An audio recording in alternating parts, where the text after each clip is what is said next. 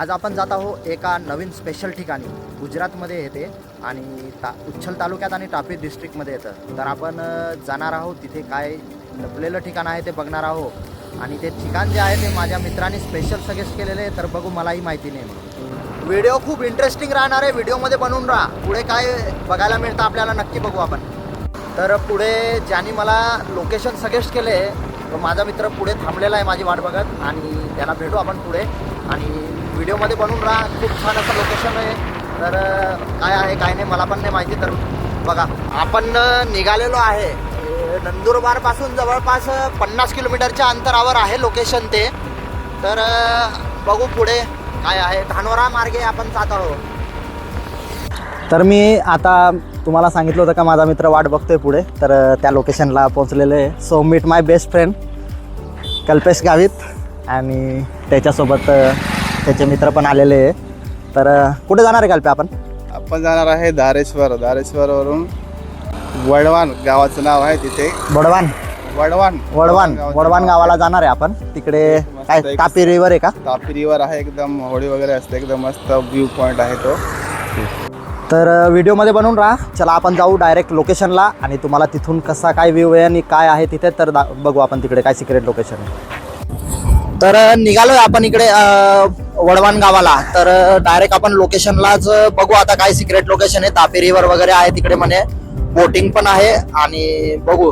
तर तुम्ही गुजरात मधले रस्ते बघू शकतात किती क्लीन अँड क्लिअर आहे. एकदम जबरदस्त रोड बघायला मिळतात आपल्याला गुजरातमध्ये. खूप सुंदर असे रोड आहे. तर उच्छल रोडला धारेश्वरला इथे जात असताना वडगाव या ठिकाणी आपल्याला जंगलामध्ये साईडला रोडच्या माकड पण बघायला मिळालेले. बघू शकतात तुम्ही हे माकड. ते जंगलामध्ये भरपूर सारे माकडे इकडे. तर तुम्ही माझ्या आजूबाजूला जे रोडच्या साईडला जंगल बघत असाल, असा खूप छान असा व्ह्यू बघायला मिळतो. आणि हे झाडं रस्त्याच्या साईडला जे सुकलेले दिसत आहे आणि वरती निळभोर आकाश, खूप सुंदर असा व्ह्यू बघायला मिळते. तुम्हाला व्हिडिओमध्ये दिसतच आहे. आणि हा रस्ता बघा तुम्ही, हा जंगलातून पूर्ण आजूबाजूला झाडं आणि मधून रस्ता मस्त. तुम्हाला जो सरळ रोड दिसत आहे हा उच्छल रोड आहे. आणि इथूनच पुढे आपल्याला राईट साईडला फाटा बघायला मिळतो. तुम्हाला हे गेट दिसत असेल तर इथून आपल्याला धारेश्वर फाटा आहे हा. आणि इथूनच आपल्याला वडवान गावाला जायचं आहे.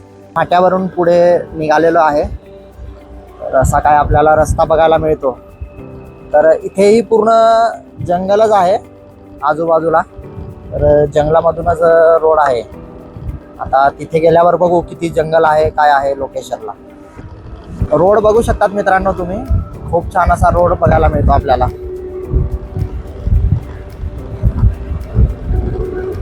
आपल्याला वडगाव ह्या ठिकाणी जात असताना इथे धारेश्वरच्या जंगलात माकडं पण बघायला मिळतात. बघू शकतात तुम्ही हे माकडं. ते भरपूर सारे असे माकडं आहेत. असे माकडं बसलेले आहेत आजूबाजूला रस्त्याला. बघू शकतात तुम्ही.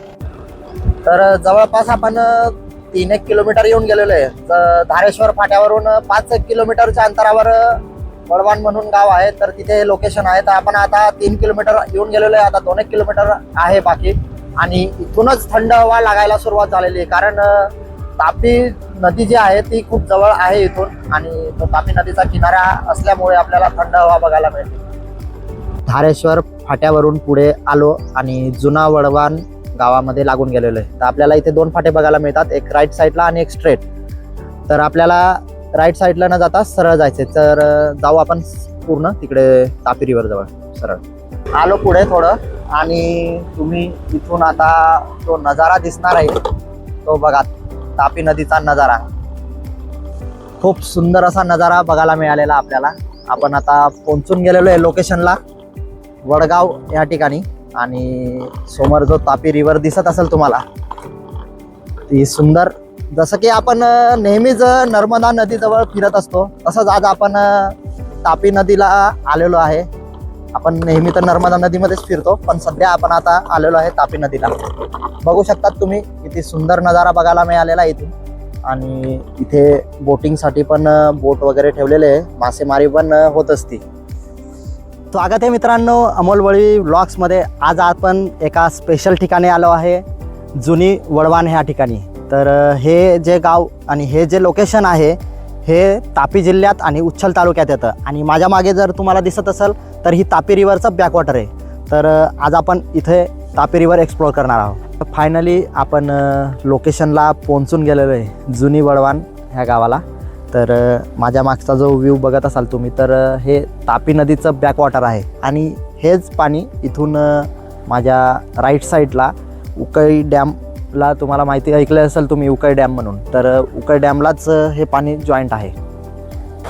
तर बोटिंगची कल्प्याने डील केलेली येणार कल्प्या. आता आम्ही चाललो आहे आता तापी रिव्हरमध्ये फिरायला बोटिंगमध्ये. तर खूप एक्साइटमेंट आहे. पहिला प्रवास आहे तापी रिव्हरमध्ये बोटिंग करताना. नर्मदे नदीमध्ये तर आपण पहिलं खूप फिरलेलो आहे. तापी रिव्हरचा पण एक्सपिरियन्स घेऊन बघू कसं वाटतं. आता मध्ये जाऊन तुम्हाला दाखवतो मी काय आहे काय नाही पुढे. काय कल्पेशनी डील केलेली आहे. आता ह्या बोटिंगमध्ये आम्ही जाणार आहे. तर ही बोट विचारली पण इथे त्याचा मालक नसल्यामुळे कोणी, आता आम्ही इकडून दुसऱ्या बोटमध्ये जाणार आहे. फायनली बोटमध्ये बसून गेलेलो आहे आणि आता आपण निघालेलो आहे तापी रिव्हरमध्ये. आणि हे जे आहे सर्व पूर्ण माझ्या आजूबाजूला हे तापी रिव्हरचं बॅकवॉटर आहे आणि माझ्या राईट साईडला उकई डॅम आहे. तर इथून जो काय फील येऊ राहिला ना मित्रांनो, शब्दात सांगू नाही शकत. पहिल्यांदाच मी तापी रिव्हरमध्ये बोटिंग करतोय, कारण आपण नर्मदेमध्ये तर खूप वेळा फिरलेलो आहे. तर बघू अजून पुढे कसा सीन बघायला मिळतो. सो सोबत कल्प्या आणि मित्र पण आहे. काय कल्प्या, मग कसं वाटत आहे तुला? एकदम मस्त वाटत आहे. एकदम ते असं वाटतं की मुंबईमध्ये येऊन गेलं मी. मुंबईमध्ये तू काय समुद्रामध्ये फिरत आहे असं वाटत आहे का? हो ना. तुम्ही व्ह्यू बघू शकता मित्रांनो, किती सुंदर व्ह्यू बघायला मिळतो आपल्याला. आणि जसं की आपल्याला सातपुड्यामध्ये जे नर्मदा नदीमध्ये आजूबाजूला डोंगर बघायला मिळतात, तसे आपल्याला इथे डोंगर बघायला नाही मिळत, पण पूर्ण निळभोर आकाश वरती बघायला मिळतं. पूर्ण क्लीन आणि क्लिअर, एकदम जबरदस्त क्लायमॅक्स. जसं की सातपुड्याचे डोंगरामध्ये आपल्याला आजूबाजूला म्हणजे उंच पर्वत बघायला मिळतात, तसे आपल्याला इथे बघायला नाही मिळत. इथे छोटे छोटे डोंगर बघायला मिळतात आणि तुम्ही हा व्ह्यू बघू शकता तिथून, सुंदर असा व्ह्यू. आणि पाणी पण बघा तुम्ही, किती निळभोर असं पाणी बघायला मिळतं.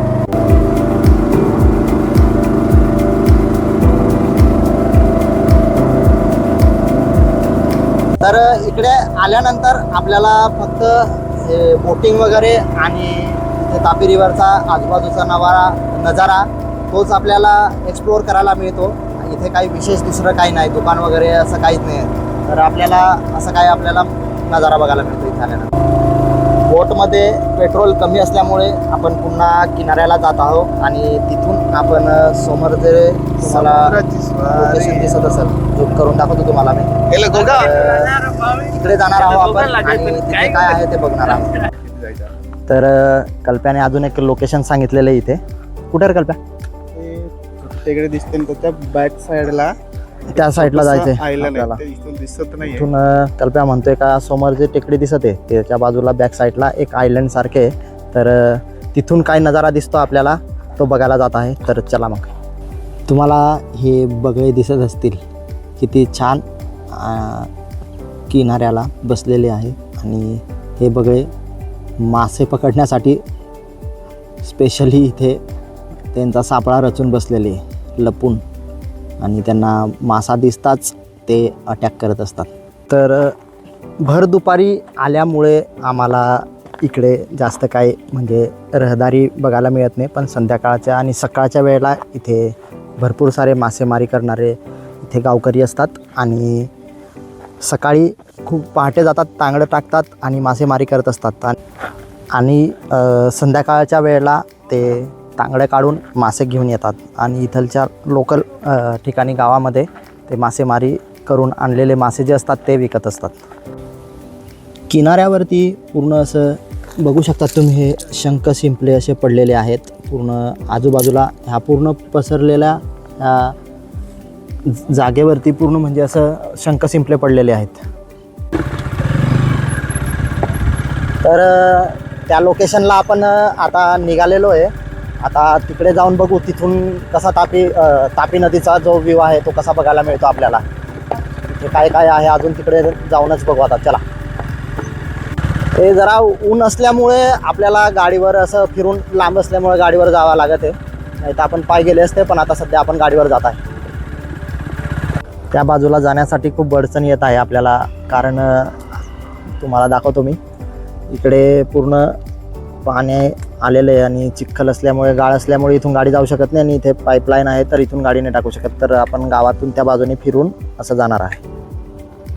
तर आपल्याला त्या लोकेशनला जाण्यासाठी पुन्हा आपल्याला वडगाव काय रे जुनी वडगाव गावात यावं लागतं आणि पुन्हा रोडवरून आपल्याला असं जाऊन त्या साईडला त्या लोकेशनला जाण्यासाठी फिरून जावं लागतं. तर बघू आता तिथून कसा रस्ता आहे काय आहे, कारण तिकडे मध्ये पाणी असल्यामुळे आपल्याला मधून जाता आलं नाही गाडी घेऊन, कारण खूप लांब होतं आणि पाय चालून जाणं त्या पाण्यामधून पण शक्य नव्हतं.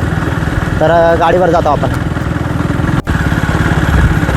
तर असा काही कच्चा रोड लागलेला आहे आपल्याला तिकडे त्या लोकेशनला जाण्यासाठी.